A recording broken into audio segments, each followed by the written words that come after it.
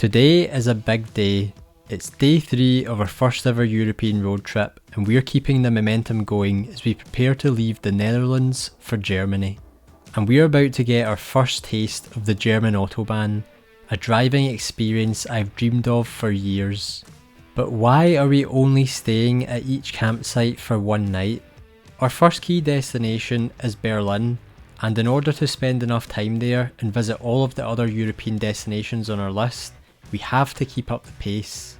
And while we're making great progress, it certainly comes with its own downsides, because there's so many things we'd love to do in the countries we've visited so far, but there's only so much we can fit into each day, especially when you also need to find a campsite with availability and set up camp for the night. But on the plus side, we've never been so excited for what's to come. We were on the Autobahn, weren't we? We were going 200 plus kilometers an hour. Madness. Insane madness. Legally, Legally. we are allowed.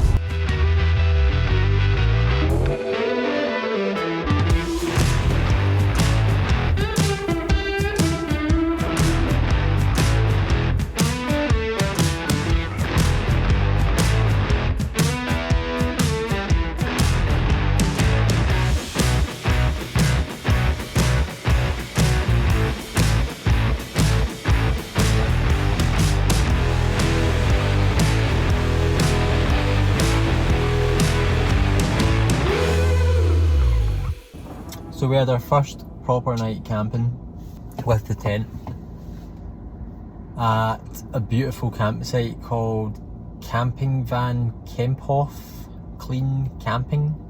I'll put a link in the description for the campsite. Really beautiful campsite, highly recommend it. I think it's actually set the bar so high now. I can't help but laugh looking back at this while I edit this series, because little did we know the European campsites were only going to get better from this point onwards. It's going to be really hard to find a campsite that's as beautiful and as clean and relaxed. We were the only people there camping, it seemed, who were under the age of 60. But I mean, we like that. There was plenty of dogs as well, so we kind of got our dog fix to a degree. We're obviously missing Alfie, he's at home, but just distracted, we've got people walking by. They're like, who's that Scottish guy, what is he doing on the camera? But yeah, amazing night, really was. Like, it was baking hot setting up the tent. I think it was about 30 degrees as we're setting up the tent. The sweat was pouring off of me. But to be honest with you, the tent was really easy to set up, just using the manual hand pump. You can use an electric air pump as well, but we just did the manual one, and yeah, it was pretty simple to get it up. We didn't like fully set it up. It's got awnings and poles and all these different things, but we just set it up as we needed it for the night, really, because we were only staying one night. There's not any point in completing the full setup, so I didn't bother to film setting up the tent for the first time. There's no point in showing you that. We're better off to do that once we actually know what we're doing and we do a full proper setup. But for what we needed, it worked perfectly. We were even under a tree, which isn't really recommended for camping, but that's where they put us. And throughout the night there was like leaves and things falling off the tree, and you could hear it hitting the tent. And so yeah, it was an interesting experience, but really relaxed, really comfortable, and so much more comfortable than actually sleeping just in the car. Because even though I was saying previously, and I think it was at night time at the Cool Camping place, I was saying that, you know, if you're about 6 foot or 6'3", you could comfortably sleep in the back with the mattress, and I think you could do that if you were sleeping solo. But if you had someone else there sleeping with you, I think that it would be a bit of a struggle. I mean, even for me, I'm like 5'7", 5'8", something like that. 5'7", let's say. And even myself, you know, sleeping with my head right up at the top end of the mattress, my feet, the way the boot goes and comes down, my feet were just touching the boot, and it's just one of those things you don't think about it, but when you're at home and you're in your own bed, you can put your feet anywhere, there's no restrictions. But when you're then in the car and there's something there, and it wasn't super uncomfortable, but just the fact that my foot was resting on something was enough to kind of throw me a wee bit, and I just didn't get the best of sleep. We also had the mattress way too firm, so we pumped the mattress up fully, and because it was so late, you know, we were setting up in the dark and we just really needed to get to sleep because we were up early. We didn't have time to like adjust the mattress, so we had plenty of time yesterday. That's what we did, we just fine-tuned everything. So we fine-tuned the mattress. It was pretty much just like sleeping at home, mattress wise, and then with the boot open there was no restrictions on my feet, so it was amazing. I had a fantastic sleep, so did Rebecca. But to be fair, I slept well the night before. Yeah, but Rebecca sleeps well anywhere, so she could sleep on the ground out in the rain, she would be fine. So yeah, a much better experience. It is obviously, you know, a bit of extra work to put the tent up, and just for one night you could say, well, let's just sleep in the car without the tent. But I really truly think that the benefit of having the tent, having that extra space, having that extra privacy where you can get changed, you know, and just all of the equipment that we had, we didn't even think about it. You know, the tables and the chairs that we had and we set up on the first night in Kent, we had to leave them outside the car because we had nowhere else to put them. And it didn't rain that night, but because of the moisture in the air and condensation, when we woke up in the morning, everything was wet. So that was extra time wiping that off and drying a towel and such. So highly recommend that campsite. Bruges as well was absolutely lovely.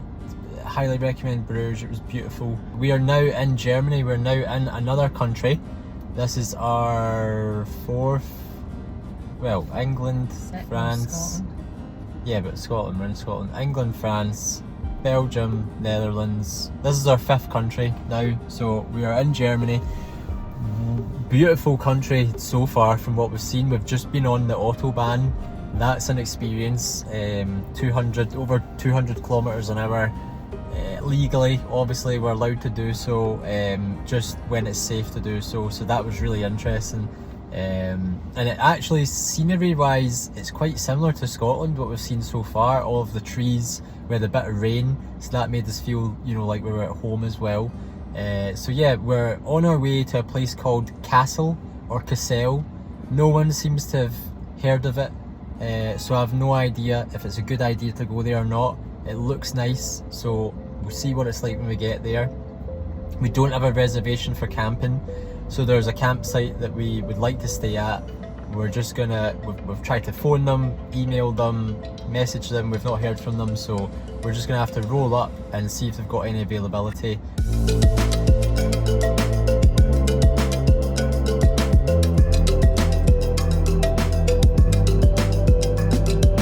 And as we jump back on the Autobahn and push on towards the German town of Kassel in search of a place to make camp for the night, we find ourselves caught in a torrential downpour.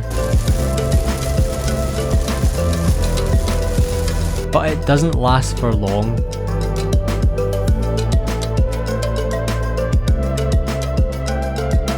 We're still unable to get in contact with the campsite we want to stay at, and we've got no reservations to fall back on, so we decide to chance our luck and drive to the quiet town of Naumburg to see for ourselves if we're going to have a place to sleep for the night. And luckily for us, we're in. With the threat of more rain on its way, we push to set up the tent as fast as we can before it gets any worse. And as you can tell, we still have no idea what we're doing. No guy lines and no chance of our tent surviving any strong gusts of wind. But we won't learn from this dangerous mistake until we reach the Alps in 1 week's time. However, ignorance is bliss, and we're happy to have found a quiet campsite to relax in. And we're going to need all of the rest we can get, because tomorrow we're driving straight for Berlin, the first big name on our Eurotrip bucket list. On the next episode, we somehow managed to arrive in Berlin after leaving our home in Scotland only 4 days ago. But before we reach Germany's capital city, there's a special place we need to see before we go. Thanks for watching, and we'll see you on the next one.